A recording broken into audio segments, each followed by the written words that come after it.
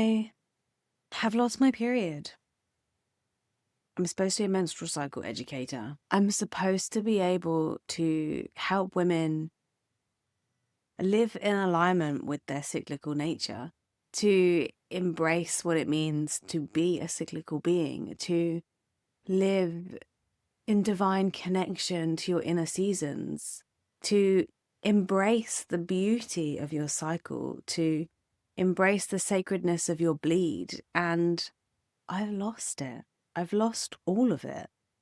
Hello and welcome to the Good Girl Rebellion podcast. I'm your host, Izzy, the founder of Cyclical, and I'm so glad to have you here on another episode. The Good Girl Rebellion is all about reclaiming your rhythm in mind, body, and spirit. Each week, we are unraveling years of conditioning to reclaim our wild, rebellious, and intuitive truth. So if you're ready to reclaim your power, reconnect with your wildest self, and rise as the woman you were never taught to be, you are in the right place. Welcome to the rebellion.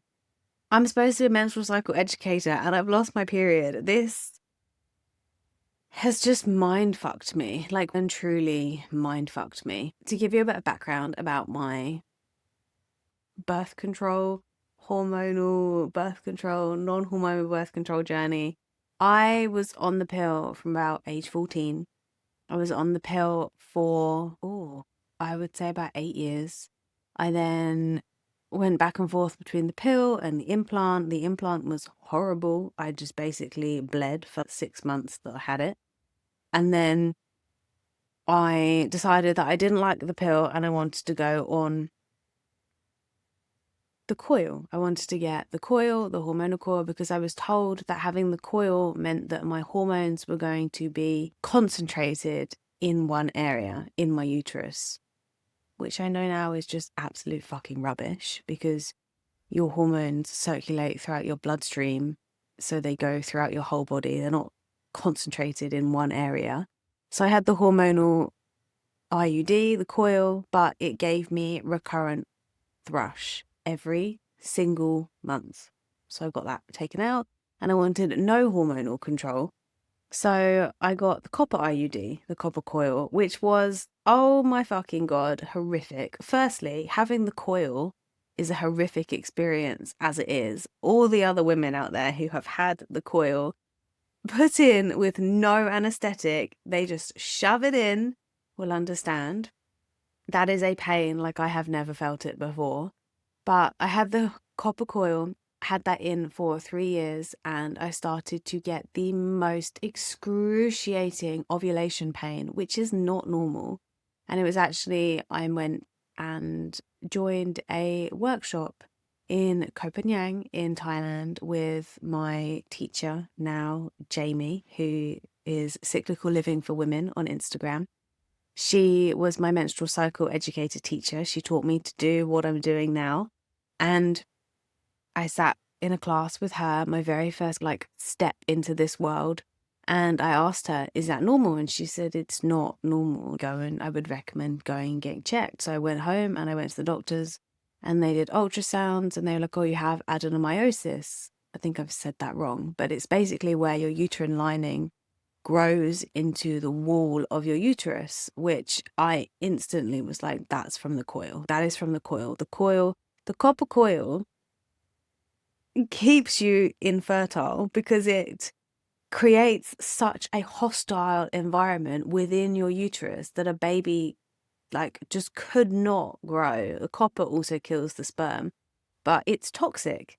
That level of copper in your body is toxic. So it's creating a toxic environment, which means you're not going to have implantation because it's such a hostile environment that it's just not going to happen. So I got the copper coil taken out because I knew I just had this voice inside my mind that my adenomyosis had come from that. So I had the copper coil taken out and 18 months on, I've lost my period. My periods came back fine. I have had regular cycles throughout my whole life. Well, throughout my whole life. I've had regular cycles in the 18 months since I've been on no form of birth control. I've never had an issue with my cycles. It's always been absolutely fine. And then, yeah, I've had a 28 to 32 day cycle, normal bleed. And I have loved being a cyclical being. I love, my favorite season of my cycle is menstruation, is being on my bleed, because it makes me feel like this witchy, intuitive, empowered badass. I don't really know how else to put it. It just makes me feel like an incredibly powerful, witchy woman, and I just fucking love it. Yeah, my last bleed was January 9th. I had a normal cycle, and I haven't ovulated since. So I ovulated just before New Year's Eve, and it just dropped off of a cliff. So obviously, just to make sure everything was fine, I went to the doctors and I got full blood work done. They tested all my thyroids, everything like that. Everything they covered, no abnormalities. And then I went and had an ultrasound because they were concerned that it might be PCOS. And obviously, when you have things like this and you've never had any form of irregular cycle before, you start to spiral. So I was like, oh gosh, what if something is seriously wrong? But went and had an ultrasound. Everything was absolutely fine. My adenomyosis is now gone, which the doctor told me wasn't going to be possible because adenomyosis is something that you have for life. And a little voice inside my mind was like, no, that was caused from the copper coil. And it was, because it's now gone. So she was like, no, your womb, your uterus, your ovaries, everything looked absolutely fine. Everything looks really healthy. So here we are, back at square one. We've gone through all the potential, what it could be. Is there something seriously wrong with me? And we've come back to, no, it's environmental factors, most likely. So yeah, it's been a journey. It's been a real journey. And I think in reflection, I came back to the UK in December. I was like, right, I'm going to be here for Christmas, and then I'll be here until like my birthday, which was in April, and then I will head to Australia. But it got to the point where when you come back, somebody said this to me recently, and it's so true. Being in the UK in December is like not living in real world. It's like almost you're living in like a daydream state where everybody's getting ready for Christmas. Nothing really feels real. Everybody's having Christmas parties at work. Some people, their work is like wrapping up for the Christmas break and the Christmas shutdown. Like, it doesn't really feel like real life. So coming back from living in Indonesia for 8 months to this kind of Christmas whirlwind was really quite fantastic. And then Christmas hit and New Year's hit, and I got this like slap in the face. Shit. What do you do now? This is it. And I can now see that I just put my life under a microscope in every way, shape, and form. I just grabbed hold of everything I could and tried to control every aspect of my life and myself that I could, because I feel so out of control, because I have no purpose here. I have no purpose in the UK, in my opinion. I'm not happy here. I don't thrive. I don't like it. I don't want to be here. I'm here for circumstance. I was here to save some money, be here with my mum for her 60th birthday, be here with my friends and family for my 30th birthday, because I know that potentially I'm going to go to Australia.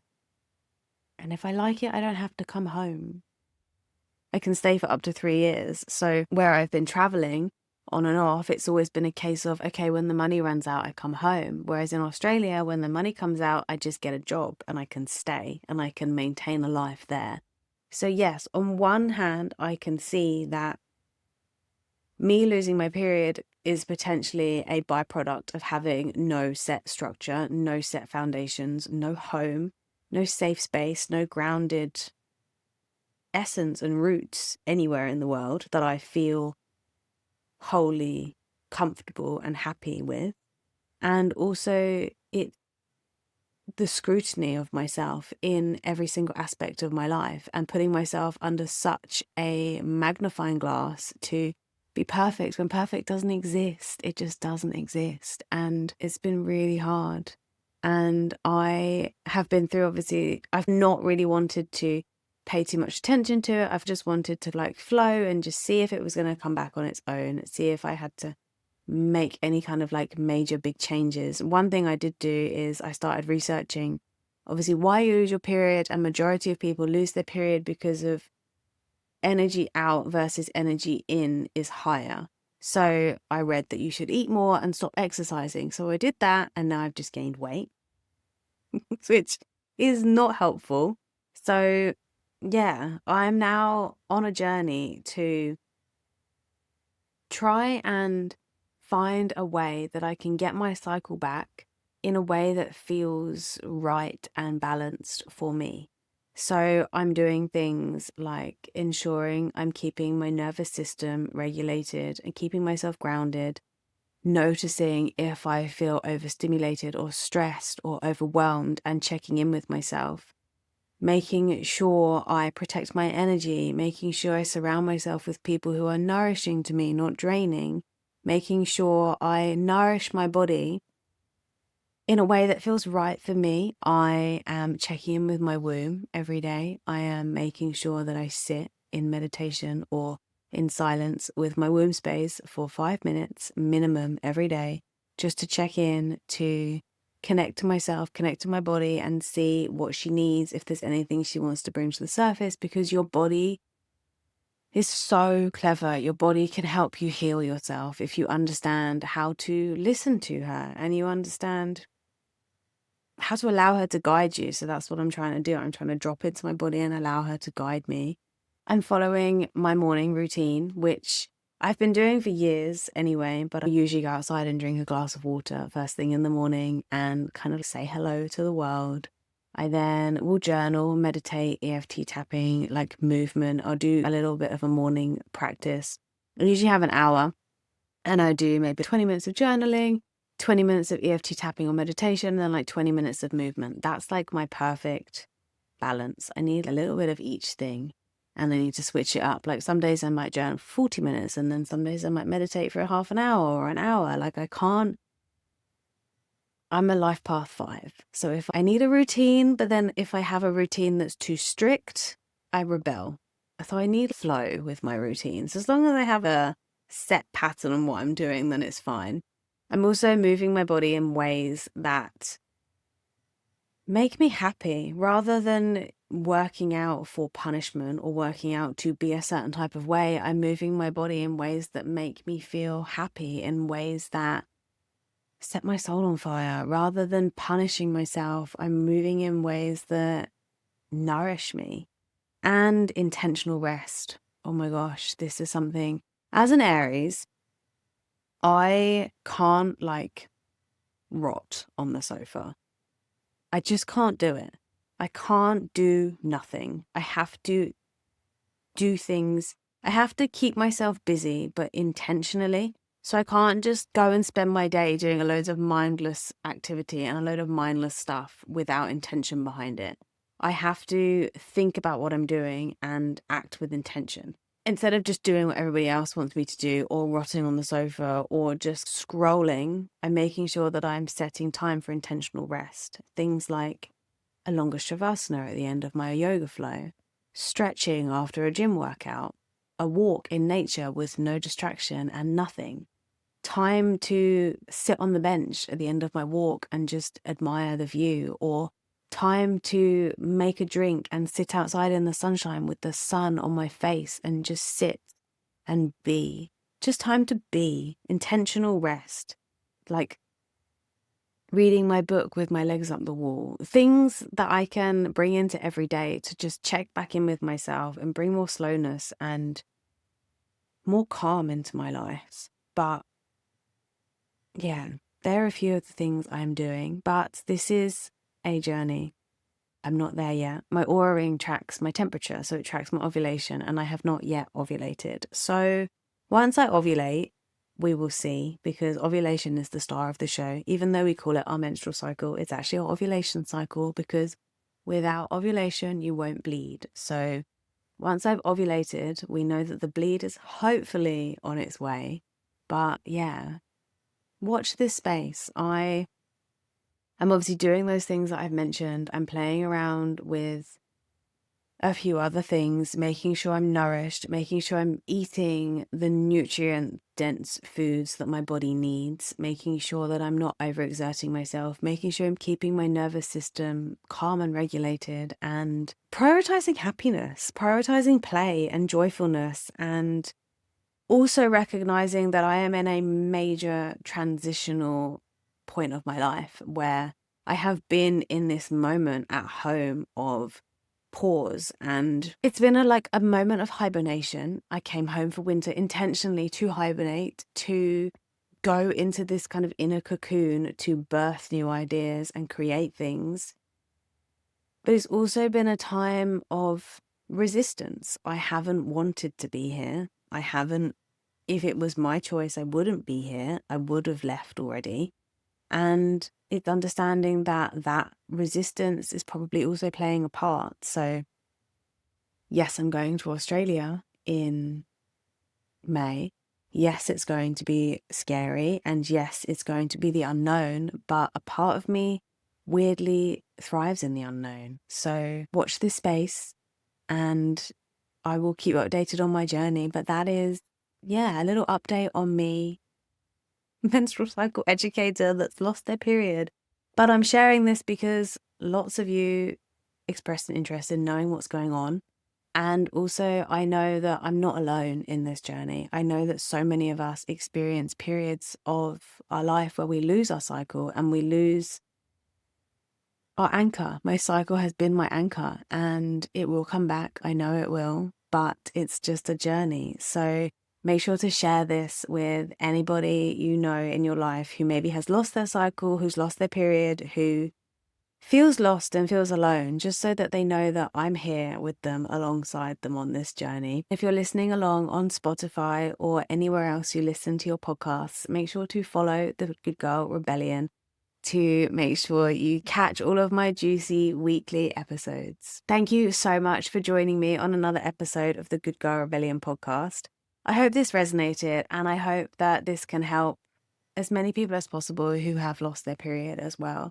So join me on the journey. Make sure to follow along, and yeah, I will update you as and when things happen and things change with my cycle journey. But thank you again so much for listening, and I will see you again on the podcast next week. Mwah. All my love as always.